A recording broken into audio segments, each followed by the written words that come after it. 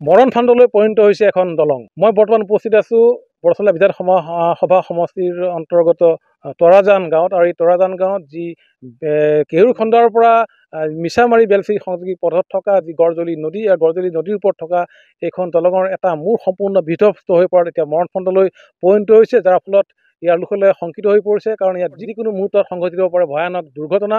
কিন্তু লোক নিৰ্মাণ বিভাগে বৰ্তমান পৰ্যন্ত দলংখনত কোনো ধৰণৰ সাংকেতিক চিহ্ন ইয়াত ৰখা নাই, যাৰ ফলত যিকোনো মুহূৰ্তত ইয়াত ভয়ানক দুৰ্ঘটনা সংঘটিত হ'ব পাৰে। আৰু মই বৰ্তমান উপস্থিত আছোঁ এই তৰাজান গাঁৱত এই দলংখনৰ সন্মুখত, আৰু মই দেখুৱাইছোঁ এইখন হৈছে যি গড়জুলিৰ ওপৰত থকা এখন দলং, আৰু এই দলংখনৰ এটা ছাইড সম্পূৰ্ণৰূপে বিধ্বস্ত হৈ গৈছে, খহি পৰিছে, আৰু যিকোনো মুহূৰ্তত ইয়াত ভয়াৱহ দুৰ্ঘটনা সংঘটিত হ'ব পাৰে। আৰু ইতিমধ্যে এটা অতি ব্যস্ততাপূৰ্ণ পথ, কেৰুৰখণ্ডৰ পৰা যি মিছামাৰী সংযোগী এই পথটো অতি ব্যস্ততাপূৰ্ণ পথ। সকলো সময়তে ইয়াতে কণ কণ ছাত্ৰ ছাত্ৰীৰ পৰা আদি কৰি বহু লোক এই পথেৰে অহা যোৱা কৰি আছে, আৰু কিন্তু তৎসত্ত্বেও কিন্তু এই দলংখনত কোনো ধৰণৰ সাংকেতিক চিহ্ন বৰ্তমান পৰ্যন্ত ইয়াত দিয়া নাই। মোৰ লগত স্থানীয় লোক আছে, মই জানিব বিচাৰিম প্ৰতিক্ৰিয়া কি ক'ব। 2 বছৰমান হ'ল এনেকা, যদি ৰাতি এটা গাড়ী আহি পেলাই যদি ইয়াত দুৰ্ঘটনা হয় তা আমিতো একো কৰিব নোৱাৰোঁ। এতিয়া বৰচলা সমষ্টিৰ MLA হৈছে গণেশ লিম্বু, কোনো চোৱা চিতা আজিলৈকে কৰা নাই। এতিয়া 2 বছৰমান হ'ল এনেকেই আছে, যিকোনো মুহূৰ্তে ঘটনা হ'ব পাৰে। কোনো ধৰণৰ বানো দিয়া নাই, কোনো বেৰো দিয়া নাই।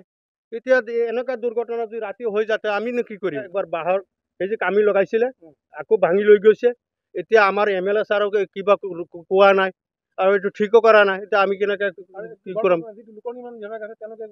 একো কৰা নাই, একো কাম কাজ কৰা নাই। মানে এতিয়া ধৰক যদি কৰিলে হয় 2 বছৰ ধৰি এনেকুৱা ভাঙি পৰি আছে। এতিয়া ধৰক এইটো ৰাস্তাৰ পৰা আপোনালোকে ঢেকীয়াজুলি 3 কিলোমিটাৰ দূৰত আছে, আৰু এইটো ৰাস্তাৰ পৰা একদম মিছামাৰীলৈকে যাব পাৰে। ৰাতি যদি কৰবাৰ পৰা বেলেগ জেগাৰ পৰা গাড়ী আহে, আমাৰ ৰাস্তাটো এনেকৈ আছে, হয় ফটাককৈ চিনি নাপাব, জাগাটো এনেকৈ আছে গম নাপাব।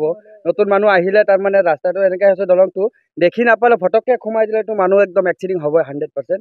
আৰু এইটো 2-3 বছৰ হৈ গ'ল, আজিলৈকে ভালকৈ বনোৱা নাই। বহুত গাড়ী মটৰ, এইটো হাইৱে ক'লে চলে। এইটো ৰেল ষ্টেচন যাব পাৰি বেলশ্ৰী, আমাৰ ঢেকীয়াজুলিৰ পৰা ডাইৰেক্ট বেলশ্ৰী ৰেল ষ্টেচন যাব পাৰি, মিছামাৰী আৰু ৰাঙাপাৰা চব যাব পাৰে এইটো ৰাস্তা দি। 2 বছৰ ধৰি এনেকৈ পৰি আছে, ৰাস্তাটো বনোৱা নাই, কোনো গুৰুত্ব দিয়া নাই। এইটোৱে আহ্বান জনাম চৰকাৰক যে আমাৰ ৰাস্তাটো বনাই দিব লাগে, ভালকৈ দলংখন বনাই দিব লাগে।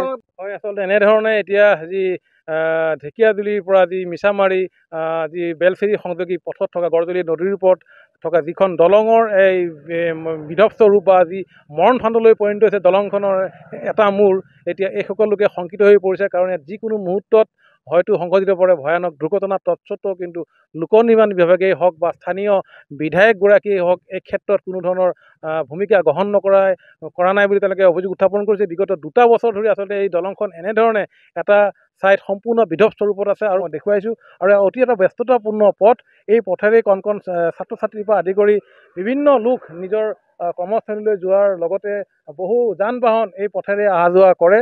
আৰু এনেধৰণে এতিয়া দেখা গৈছে এই দলংখনৰ এক বিধ্বস্ত ৰূপ, আৰু এই দলংখনৰ বিধ্বস্ত ৰূপক লৈ স্থানীয় লোকসকলে এতিয়া তেওঁলোকে শংকিত হৈ পৰিছে। তেওঁলোকে আহ্বান জনাইছে অতি শীঘ্ৰে এই দলঙৰ যি এটা মূৰ সম্পূৰ্ণ যি বিধ্বস্ত হৈ গৈছে আৰু মৰণ ফান্দলৈ পৰিণত হৈ গৈছে, এই দলংখন নিৰ্মাণ কৰি ৰাইজসকলৰ যি যাতায়াত ব্যৱস্থা সুচল কৰিবলৈ তেওঁলোকে স্থানীয় বিধায়কগৰাকীৰ লগতে লোক নিৰ্মাণ বিভাগক তেওঁলোকে আহ্বান জনাইছে।